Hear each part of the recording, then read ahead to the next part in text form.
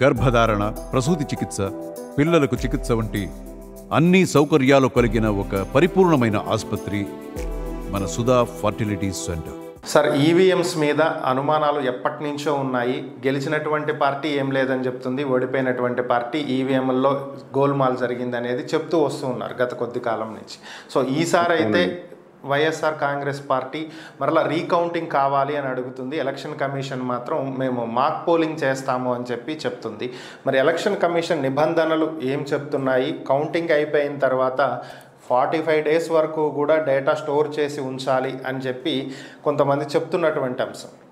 రాజకీయ విశ్లేషకులు కావచ్చు, రాజకీయవేత్తలు కావచ్చు, ఇవి త్వరగా డిస్ట్రాయ్ చేశారనేది ఒక వాదన. ఇందులో ఎంతవరకు వాస్తవాలు ఉన్నాయి? అందరికీ నమస్కారం.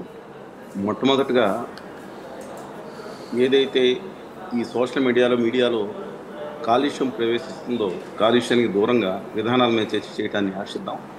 ఎవరో ట్రయాంగిల్ లవ్ స్టోరీలను లేదా చతుర్ముఖ లవ్ స్టోరీలను రాజకీయ నాయకుల యొక్క వ్యవహారాలను, వ్యక్తిగత వ్యవహారాలని తీసుకొచ్చి 24 గంటల్లో ఛానల్స్లోనూ మెయిల్ ఛానల్స్లో పెట్టి దాని మీద చర్చలు పెడతాం అనేది ఒక సెలబ్రిటీస్ కాబట్టి వాళ్ళ మీద 1 రోజు 2 రోజులు వార్త ఇస్తే అది వేరే సంగతి.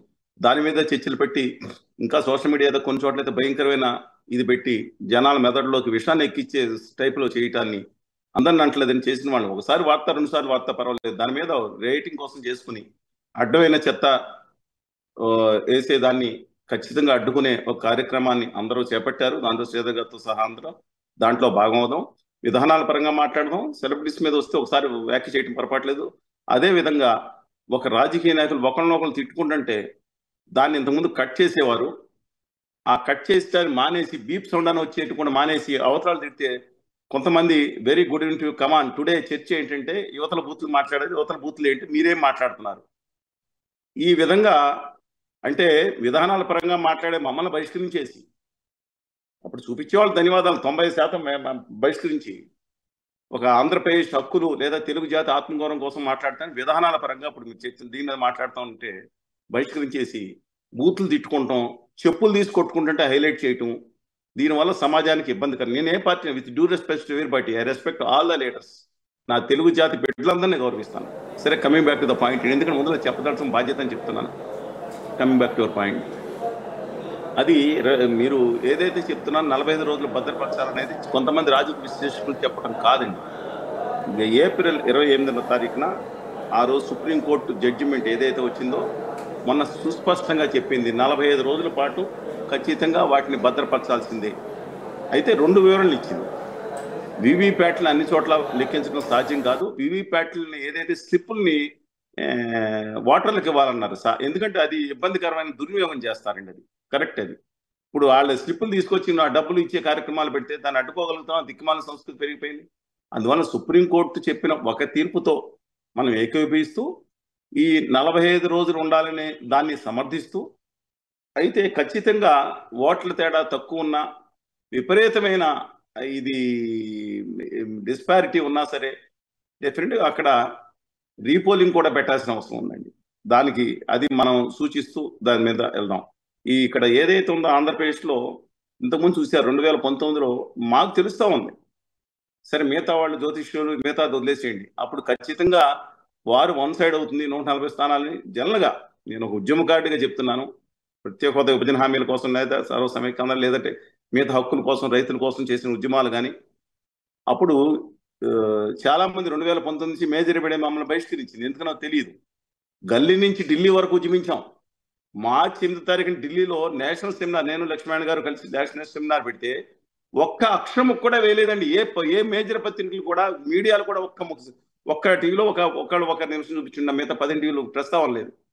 విశాఖ ఉక్కు కోసం ధర్నాలు చేస్తే ప్రస్తావన లేదు. సరే, coming back to this point, డెఫినెట్గా ఇది ఒక డిబేటబుల్ పాయింట్ అండి. ఇప్పుడు నేను చెప్పలేదు ఈవీఎంలు దుర్మార్గంగా ఉంటున్నాయని చెప్పి 2004 నుంచి మీకు తెలుసు. ఇంతకుముందు ఎవరెవరు వెళ్ళారో, ఇంతకుముందు ఆ రోజు చంద్రబాబు నాయుడు గారు అలాగే వేమూరి హరి గారు కూడా దాని మీద చర్య చూపిస్తే ఆయన అరెస్ట్ చేసి జైల్లో పెట్టిన ఘటనలు ఉన్నాయి. ఈవీఎం దొంగిలించారనే ఘటనలో అంటే సుబ్రహ్మణ్యం స్వామి గారు చెప్పారు దుర్మార్గమైన ఈవీఎంలో జరుగుతున్న సుబ్రహ్మణ్యం గారు స్వామి గారు versus government of election commission, Chandrababu Naidu గారు versus election commission and government of India మీద కేసుల్లో కూడా ఇంతకుముందు, ఇప్పుడు కాదు ఇంతకుముందు వేశారు, పదే కూడా న్యాయస్థానాలు కేసులు వేసినప్పుడు ఖచ్చితంగా కొన్ని సంస్కరణలు వస్తున్నాయి. కానీ వాళ్ళు చాలా మంది చెప్తున్నారు అమెరికా లాంటి దేశాల్లోనే దాదాపు 30 కోట్ల జనాభా ఉన్న అమెరికా దేశంలో కూడా బ్యాలెట్ ద్వారానే వెళ్తుందండి. దాదాపు అనేక పాశ్చాత్య దేశాల్లో కూడా బ్యాలెట్ ద్వారానే జరుగుతుందండి. కానీ వాళ్ళ పాపులేషన్ తక్కువ ఉంటుంది. ఈ డబ్బులు ఇవ్వటం ఇవన్నీ కూడా సెనేటర్స్ కొనేది అఫీషియల్ గానే కొంటున్నారు అనేక దేశాలు వచ్చి, అది వేరు. సామాన్య స్థాయిలో డబ్బులు ఇస్తే వాళ్ళు ఒప్పుకోరు. ఒక పరిణితి చెందిన ప్రజాస్వామ్య వ్యవస్థ అక్కడ ఉంది కాబట్టి అది వేరు. మన దగ్గర అలాంటి వ్యవస్థ లేదు కాబట్టి డెఫినెట్గా ఈవీఎంలను మనం ప్రోత్సహిద్దాం. ఇవాళ ఈవీఎంలు మ్యానుఫ్యాక్చరింగ్ కూడా మొత్తం ఎక్కడ జరుగుతుంది? ఎలక్ట్రానిక్ కార్పొరేషన్ ఆఫ్ ఇండియా, మీకు తెలుసు, అది ఒక ప్రభుత్వ రంగ సంస్థ, కేంద్ర ప్రభుత్వ రంగ సంస్థ. హైదరాబాద్లో ఉంది, మిగతా చోట్ల కూడా ఉన్నట్టుంది. పెద్దలు అయ్యగారి సాంబశివరావు గారు, ఏఎస్ రావు గారు బొంబాయి నుంచి వాళ్ళ బాస్ హోమీజే బాబా గారిని తీసుకుని ఆంధ్రప్రదేశ్లో ఉమ్మడి జాతర పెట్టించారు. అది ఒక కానీ దాన్ని మనం డౌట్ చేయలేం. కేంద్ర ప్రభుత్వ సంస్థలు ఎంతమంది మ్యానిపులేట్ చేస్తారండి? 2019లో ఇప్పుడు ఆంధ్రప్రదేశ్ సబ్జెక్ట్ వరకు వస్తే 2019 ఏమన్నారు? మ్యానిపులేట్ అయిపోయిందని ప్రతిపక్షాలు ఆరోపించాయి. 2024 ఎన్నికల్లో మ్యానిపులేట్ అయిపోయిందని ఆరోపిస్తున్నారు. సార్వజనిక మ్యానిపులేట్ చేయాలంటే కేంద్రంలో, నేను ఖచ్చితంగా చెప్తాను, కేంద్రంలో ఉన్న ఆదాని గారి పార్టీ ప్రభుత్వం చాలా కుట్రలతో వ్యవహరిస్తుంది. అన్ని రాష్ట్రాలను ప్రయోగించకుండా కొన్ని రాష్ట్రాల్లో వాళ్ళకు అనుకూలమైన రాష్ట్రాలను కొంత పర్సంటేజ్ వరకు చేస్తున్నారు. అనేక ఆరోపణలు ఉన్నాయి. అది పూర్తిగా నేను అంటున్నానండి, పూర్తిగా అవుట్ ఆఫ్ గౌరవ సుప్రీంకోర్టు జడ్జిమెంట్ నేను వ్యతిరేకించట్లేదు, కానీ అవుట్ ఆఫ్ మొత్తం తోసిపుచ్చాలని కూడా నేను అంటలేదు. ఎందుకంటే ఇవాళ ఒక అనంతపురంలో హిందూపురం కాన్స్టిట్యున్సీలో అక్కడున్న స్థానికంగా ఎవరు బలీయంగా ఉన్నా తెలుసు, తెలుగుదేశం కానీ లేదా వైకాపా కానీ 95% ఒక ఇక్కడ రాష్ట్రంలో డిపాజిట్లు కోల్పోయిన కేంద్రంలో ఉన్న ఒక జాతీయ పార్టీకి వచ్చిన ఓట్లంటే అందులో మేము వేయలేదని వాళ్ళు చెప్తున్నారని డెఫినెట్గా ప్రాబ్లం ఉంటుంది అన్ని చోట్ల. కానీ ఇక్కడ ఆంధ్రప్రదేశ్ వరకు మాక్ పోలింగ్ నిర్వహించాలని చెప్పి బాలినేని శ్రీనివాస్ రెడ్డి గారు మాట్లాడారు. మళ్ళీ అంటే తిరిగి పోలింగ్ నిర్వహించడం అనేది ఇది అబ్సల్యూట్లీ ఇది అన్ని చోట్ల కాదు. మాక్ పోలింగ్ అనేది డమ్మీగా నిర్వహిస్తే అక్కడక్కడ 5 చోట్ల ఆల్రెడీ ఎలక్షన్ ముందే నిర్వహిస్తారు, చూశారు మీరు అది. కానీ ఒక చోట విజయవాడ అనుకుంటా, ఒక చోట మాక్ పోలింగ్ జరిగింది కూడా ఓట్లు 0 చేయకుండా తర్వాత వేయటం వల్ల తేడా వచ్చింది. అంటే దీంట్లో కొంచెం లోపాలకు ఆస్కారం ఉంది. దీన్ని మరింత బలోపేతం చేయాలి. రెండోది అంతర్జాతీయ నిపుణులను కూడా తీసుకొచ్చి డెఫినెట్గా దీన్ని మ్యానిపులేషన్ చేసేది అది ఖచ్చితంగా ఏదైతే ఉందో దాన్ని నివృత్తి చేసుకోవాలి. అన్ని పార్టీల ముందు, వామపక్షాలతో సహా అన్ని పార్టీల ముందు దీన్ని నివృత్తి చేసుకోవాలి. వాళ్ళకి పూర్తి మెషిన్ ఎందుకు ఇవ్వరండి? మెషిన్ థర్డ్ పార్టీస్కి ఇచ్చి మీరు మ్యానిపులేట్ ట్యాంపర్ చేయగలిగితే చేయండి అని చెప్తే వాళ్ళు చూపిస్తారంటున్నారు. అందువల్ల దీన్ని కూడా పరిగణలో తీసుకోవాలని కోరుతున్నాను. దాంతోపాటు ఇది 45 రోజుల పాటు ఇది ఏదైతే